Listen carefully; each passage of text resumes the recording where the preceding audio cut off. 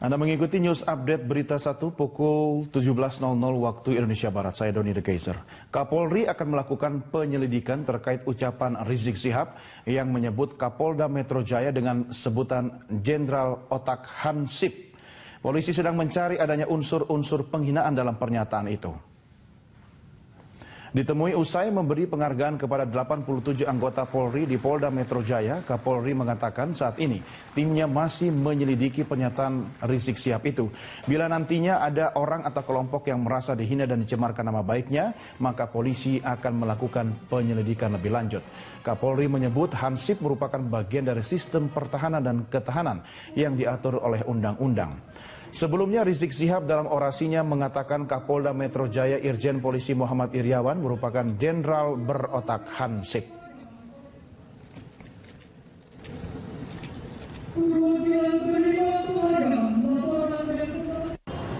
Kalau nanti juga ada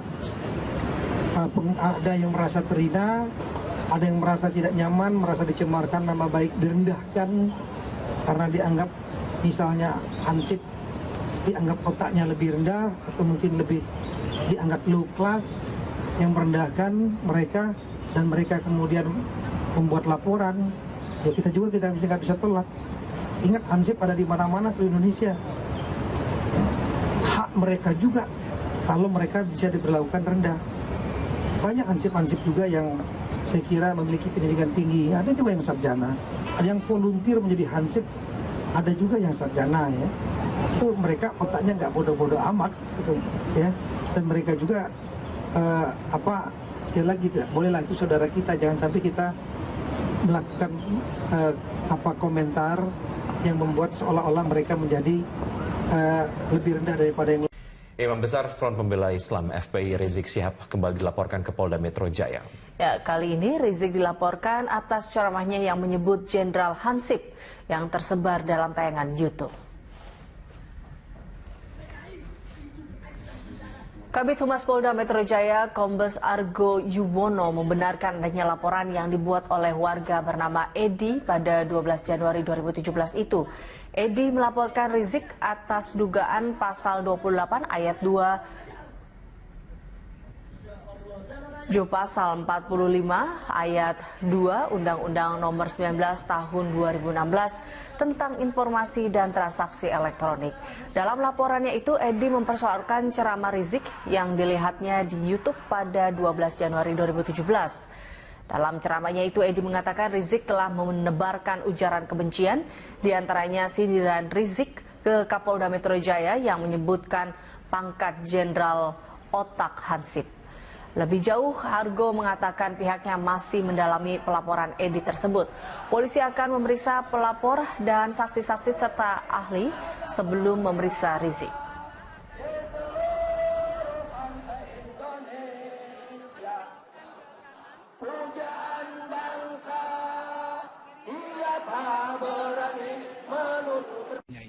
Rizik Syihab kembali dilaporkan ke Barreskrim Mabes Polri terkait dugaan penistaan agama. Rizik dilaporkan seorang wanita warga Kelapa Gading, Jakarta Utara terkait ceramahnya di kawasan Pondok Kelapa, Jakarta Timur pada 25 Desember 2016 yang lalu. Dengan membawa beberapa berkas dan video rekaman Rizik Syihab berisikan ceramah Rizik di Pondokopi, Jakarta Timur 25 Desember 2016 lalu, Yanti Kusmiran datang didampingi kuasa hukumnya untuk melaporkan dugaan penodaan agama. Pernyataan Rizik dinilai telah mencemooh dan menciderai umat Kristiani serta tidak toleran terhadap pemeluk agama lain. Pelaporan terhadap Rizik bukanlah kali pertama. Sebelumnya mahasiswa Katolik Indonesia telah melaporkan dengan pasal serupa terkait dengan ceramahnya yang telah beredar luas di YouTube.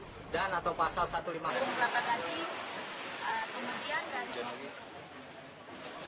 Individu ya, sebagai perseorangan saya datang ke Barreskrim melaporkan saudara Rizik Syihab dengan dugaan penistaan agama. Terus terang, saya sangat mencintai ya teman-teman saya, saudara-saudara saya yang Muslim, tetapi saya tidak toleransi. Ya saya dilukai dengan pernyataan-pernyataan beliau yang di YouTube itu. Beliau menyatakan bahwa Tuhan Yesus itu lahir, bidannya siapa? Kan kami juga terluka.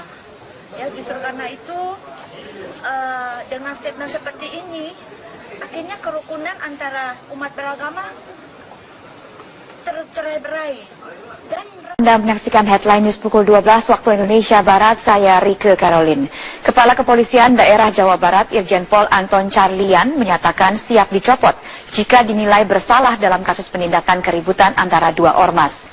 Pasca bentrok antara kedua ormas tersebut, muncul petisi yang meminta Kapolda Jawa Barat untuk dicopot.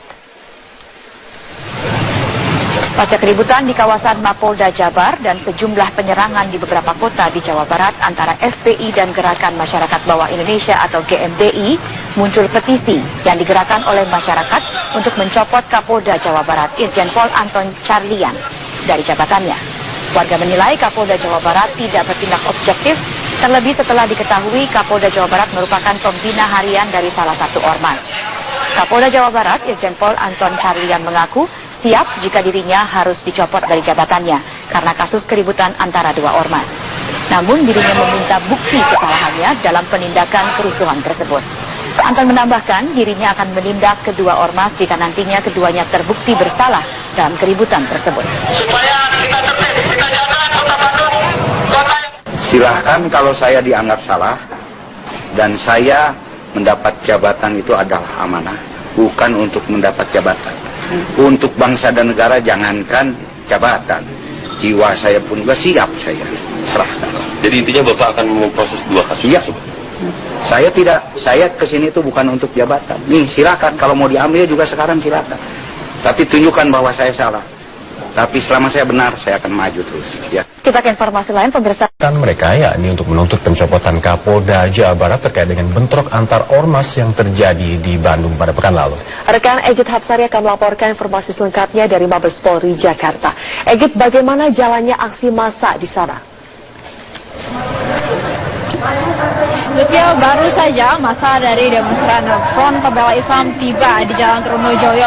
Mereka saat ini masih melakukan long march atau berjalan kaki.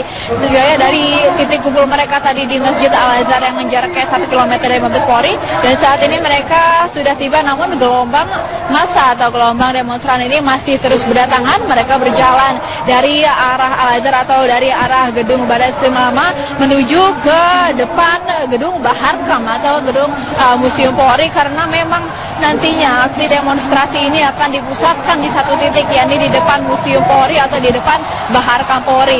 Mereka ini terus berjalan kaki menuju ke sana sambil berorasi. Dan sesuai dengan tuntutannya yang disampaikan, mereka menuntut Kapolri Jenderal Polisi Tito Karnavian untuk segera mencopot Kapolda Jawa Barat Irjen Polisi Anton Carlian terkait dengan insiden yang terjadi antara massa dari Front Pembela Islam dan massa dari Ormas Gerakan Masyarakat Bawah Indonesia atau GMBI setelah Imam Besar Front Pembela Islam Rizik Syihab diperiksa di Polda Jawa Barat hari Kamis lalu terkait dengan kasus dugaan penodaan lambang negara dan dasar negara. Saat ini para demonstran masih terus berjalan menuju ke gedung Baharkam sambil berorasi, dan sesuai tuntutannya mereka memang meminta Kapolri mencopot Kapolda Jawa Barat. Namun pada saat ini Kapolri Jenderal Polisi Tito Karnavian memang masih memiliki agenda lain, tepatnya di Mabes TNI Cilangkap, sehingga nanti perwakilan dari demonstran ini akan diterima oleh petinggi Mabes Polri yang lain. Dalam hal ini adalah Karopenmas Polri Brigjen Polisi Rikwanto dan Kabid Humas Polda Metro Jaya Kombes Polisi Argo Yuwono. Namun mereka tentunya akan berorasi terlebih dahulu sebelum masuk untuk beraudiensi dengan pihak Polri. Zufia, bagaimana pola pengamanan yang Anda lihat di sana? Dapat kami informasikan, aksi unjuk rasa yang berlangsung siang ini akan berlangsung sejak di gedung Barreskrim Polri yang lama hingga ke depan Baharkam dan juga Museum Polri yang ini artinya di persimpangan Aditya Warman, sehingga pada saat aksi unjuk rasa ini berlangsung ada sejumlah ruas jalan yang ditutup, Zilvia, mulai dari depan gedung Barreskrim lama atau di depan lapangan Bayangkara hingga ke persimpangan Jalan Aditya Warman. Sedangkan bagi kendaraan yang melaju dari arah Bulungan yang ingin menuju ke Trunojoyo ini dialihkan menuju ke Terminal Blok M, sedangkan sebaliknya dari arah Sisingamangaraja menuju Trunojoyo dialihkan ke arah kanan, yakni ke Bulungan. Dan memang sesuai peraturan sejatinya aksi demonstrasi ini harus usai pada pukul 18 sore ini, dan polisi juga menghimbau agar demonstran dan juga warga tetap menjaga agar aksi demonstrasi ini dapat menyampaikan secara langsung aspirasi mereka dengan mengedepankan kondusivitas dan juga ketertiban bersama. Zulfia. Baik, Egit Hapsari melaporkan langsung dari Mabes Polri Jakarta.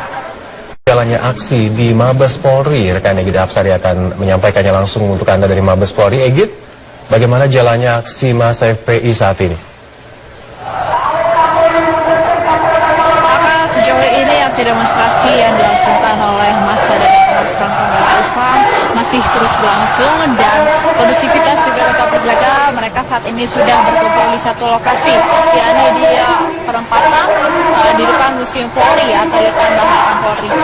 Mereka saat ini sedang berorasi untuk menuntut Kapolri Jenderal Polisi Tito Karnavian untuk segera mencopot Kapolda Jawa Barat Irjen Polisi F.M. Syarlian, karena desakan ini pun berkaitan dengan adanya insiden yang terjadi pasca pemeriksaan Imam Besar Front Pembela Islam Rizik Syihab di Polda Jawa Barat pada Kamis lalu, di mana pada saat pemeriksaan itu di lokasi yang berbeda terjadi insiden antara massa Front Pembela Islam dengan massa dari Ormas Gerakan Masyarakat Bawah Indonesia atau GMI, sehingga selain mendesak Kapolri Jenderal Polisi Tito Karnavian mencopot Kapolda Jawa Barat, massa demonstran dari Front Pembela Islam ini juga mendesak agar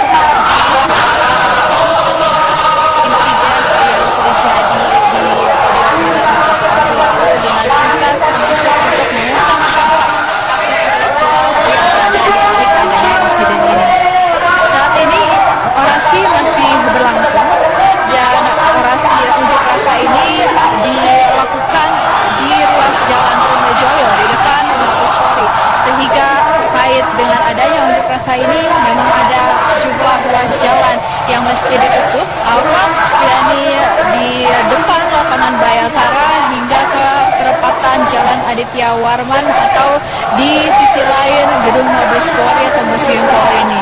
Sejumlah arus kendaraan juga harus dialihkan selama unjuk rasa ini berlangsung, yakni kendaraan dari arah Bulungan menuju ke Trunojoyo akan dialihkan menuju ke Terminal Blok M dan menuju ke Senayan, sedangkan bagi kendaraan yang melaju dari arah flyover Antasari menuju ke Jalan Trunojoyo ini memang masih dibuka, namun mereka harus memutar balik kendaraan mereka kembali ke jalan atau di flyover Antasari, sedangkan jalan menuju ke Aditya Warman ini ditutup total.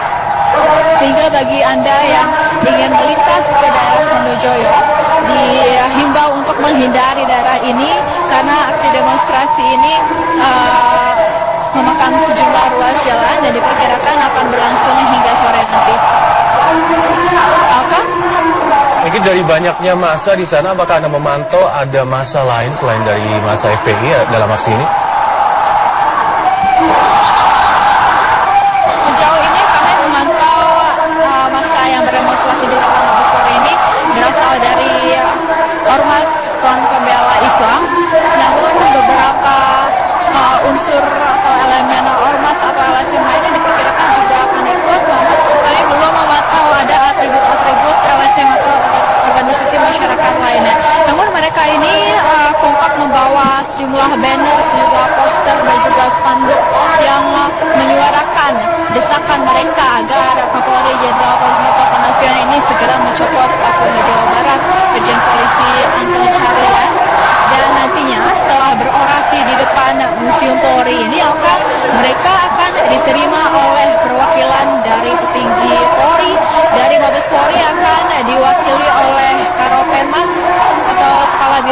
Gerakan Masyarakat di Humas Polri, Brigjen Polisi Rikwanto, dan dari Polda Metro Jaya akan diwakili oleh Kepala Bidang Humas Polda Metro Jaya, Kombes Polisi Argo Yuwono. Memang sedari awal mereka ingin bertemu dengan Kapolri Jenderal Polisi Tito Karnavian, namun karena hal lain, karena Kapolri saat ini sedang bertugas menyelenggarakan agenda di Mabes TNI di Cilangkap, sehingga perwakilan dari demonstran ini nantinya akan diterima oleh kedua perwakilan petinggi Polri tersebut. Baik, Egit Hapsani melaporkan langsung dari kawasan Mabes Polri yang ada di Jakarta Selatan. Terima kasih. Rapim TNI Polri 2017, Presiden langsung menuju ke arena pameran industri pertahanan Mabes TNI di Cilangkap. Ya, apa saja yang menjadi fokus perhatian Presiden Joko Widodo? Kita langsung bergabung dengan Stella Nau di sana. Stella, bisa Anda paparkan apa saja yang disampaikan oleh Presiden Joko Widodo dalam pameran pertahanan tadi? Ya, tadi setelah Presiden Joko Widodo memimpin rapat pimpinan TNI Polri, Presiden langsung menuju ke ruang pameran di Mabes TNI, tepatnya di depan Aula Gatot Subroto. Di situ Presiden menyampaikan dengan perasaan yang cukup bangga, ya, senang karena anak bangsa akhirnya bisa memproduksi sendiri alat pertahanannya. Memang ini bukan yang pertama, tapi ini menjadi sederetan alat pertahanan yang sudah diproduksi oleh PT Pindad, dan jenis yang dikeluarkan kali ini adalah Anoa 2 tipe 6x6 amfibi. Dan Presiden tadi menyatakan bahwa untuk mengembangkan industri pertahanan ini sebenarnya tidak hanya berbicara mengenai jumlah, tetapi juga kualitas. Bagaimana kualitas ini tidak hanya juga berbicara tentang kualitas barang, tapi juga kualitas harga. Jadi ketika kita membuat berbagai macam persenjataan ataupun alat-alat tempur pertahanan yang ada di negara ini, jangan sampai barang-barang ini atau alat-alat ini hanya menjadi konsumsi di dalam negeri, atau jangan sampai hanya disalurkan kepada TNI ataupun Polri, tetapi juga bisa diekspor ke negara-negara lain. Nah, tadi kami juga menanyakan kepada Presiden Joko Widodo, apa sih prospeknya ke depan? Bagaimana Presiden melihat masa depan industri pertahanan ini? Dan tadi Presiden menekankan lagi-lagi bahwa jika kita bisa menang pada harga, jika kita bisa menjual dengan harga yang baik, dengan harga yang bagus ke negara-negara lain, misalnya saja seperti tadi kami sempat menanyakan kepada Direktur Utama PT Pindad, Abraham Mose, kemana saja sih sebenarnya negara-negara yang sudah diekspor beberapa alat-alat pertahanan kita. Salah satunya tadi Abraham menyebutkan wilayah Timur Tengah dan juga wilayah-wilayah lain di Asia Timur. Nah, ini menjadi negara-negara yang akan menjadi tujuan pertama persenjataan atau alat-alat pertahanan negara kita. Ketika digabungkan, kita sambungkan dengan pernyataan Presiden tadi, ketika industri pertahanan atau PT, hal ini akan terdengar oleh negara-negara lainnya.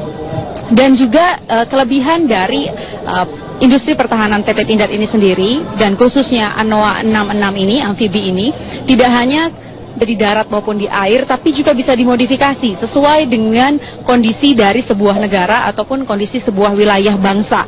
Misalnya saja ketika berada atau difungsikan di Indonesia, belum tentu bisa digunakan dengan kondisi yang sama ketika dipakai misalnya di Timur Tengah ataupun di Asia Timur seperti negara-negara Jepang ataupun Cina. Ini yang kemudian ke depan akan diupayakan terus oleh pemerintah, dan juga dalam hal ini BUMN PT Pindad, bagaimana nantinya Anoa 66 amfibi ini bisa digunakan di berbagai negara dan menjadi salah satu poros penghasilan negara kita di industri pertahanan. Aki. Baik, Stella Nau melaporkan langsung dari kawasan Cilangkap, Jakarta.